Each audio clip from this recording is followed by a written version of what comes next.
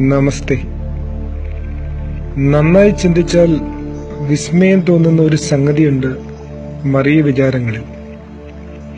അതിപരിഷ്കൃതവും അത്യന്താധുനികവുമായ ഈ കാലത്തും അമ്മ മറിയം ഇത്രയേറെ ആദരവ് നേടുന്നു. അവളുടെ ഗുണങ്ങൾ പിന്നെയും പിന്നെയും വാഴ്ത്തപ്പെടുന്നു. ശരിക്കും പറഞ്ഞാൽ ആയമ്മയുടെ ഗുണവിശേഷങ്ങളൊന്നും തന്നെ പുതിയ കാല പ്രതീക്ഷകൾക്ക് ചേർന്നതല്ല. അനുസരണം, താഴ്മ, വിധേയത്വം, വിശ്വസ്തത, പിന്നെ ഇങ്ങനെ മൗനവാത്മീകങ്ങളിൽ കുടിയിരിക്കുക, ഇതൊന്നും ഇന്ന് നമുക്ക് ആവശ്യമുള്ളതല്ല.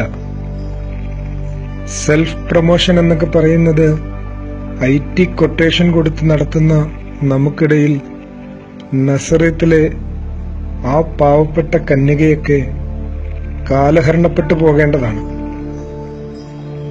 കാരണം അവൾ സഞ്ചരിച്ചത് അത്രയും ആത്മപ്രദർശനത്തിന് നേർ വിപരീത ദിശയിലാണ്.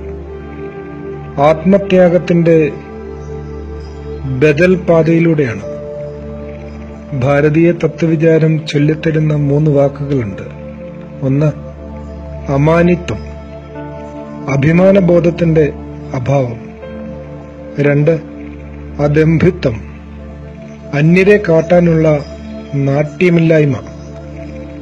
3, കൃതസ്യ പരികീർത്തനം, ചെയ്ത പ്രവൃത്തിയെപ്പറ്റി സ്വയം കീർത്തിക്കാതിരിക്കുക. നിശ്ചയമായും അമ്മ മറിയത്തിന്റെ ചുവടുവെപ്പുകൾക്കിടേണ്ട നാമങ്ങൾ പോലെയാണ് ഈ വാക്കുകൾ തോന്നിയത്.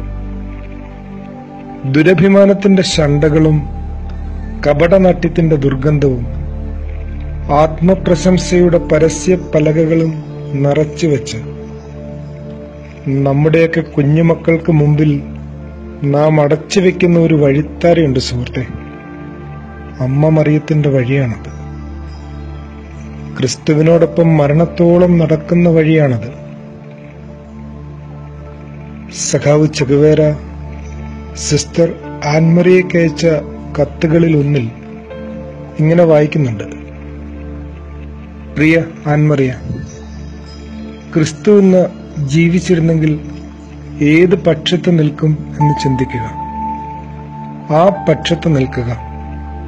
കാരണം ക്രിസ്തുവിനെ വിട്ട് നിനക്ക് നിൽക്കാൻ കഴിയില്ലല്ലോ. സത്യമായും ലജ്ജിക്കണം നാം ക്രിസ്തുവിനെ ഇങ്ങനെ വിട്ടു നിൽക്കുന്നത്. അമ്മ മറിയത്തെ ഓർക്കുമ്പോഴെങ്കിലും ക്രിസ്തുവിന്റെ പക്ഷത്തായിരിക്കാൻ മറക്കരുത്. പരിഹാസവും പ്രഹരങ്ങളും മാത്രമല്ല, കുരിശും മരണവും അവന്റെ വഴിയിലുണ്ട്. അവിടെ വെറുതെ ഇങ്ങനെ സ്വയം തോറ്റുകൊടുത്ത് ഒപ്പം നിൽക്കാൻ അമ്മയ്ക്കല്ലേ കഴിയൂ? അമ്മ മനസ്സിനല്ലേ കഴിയൂ? നമുക്ക് എത്രയോ ചെറിയ ചെറിയ സ്വകാര്യ നേട്ടങ്ങൾക്ക് വേണ്ടിയാണ് സത്യത്തിൽ അവന്റെ കൂടെയാണ് നിൽക്കുന്നതെന്ന് പറയുക. സത്യമായും സത്യമായും അവന്റെ പക്ഷത്ത് നിശബ്ദം, നിർഭയം, വെറുതെ ഇങ്ങനെ നിൽക്കാൻ അമ്മയ്ക്കേ കഴിയൂ. ഇങ്ങനെ നിസ്വാർത്ഥമായി അവനുവേണ്ടി അവന്റെ കൂടെ നിൽക്കാൻ എന്നാണ് അമ്മേ ഇനി ഞങ്ങൾക്ക് കഴിയുക? അതിനുവേണ്ടി ഒന്ന് പ്രാർത്ഥിക്കണേ അമ്മേ. ആദരവോടെ സഖേർ.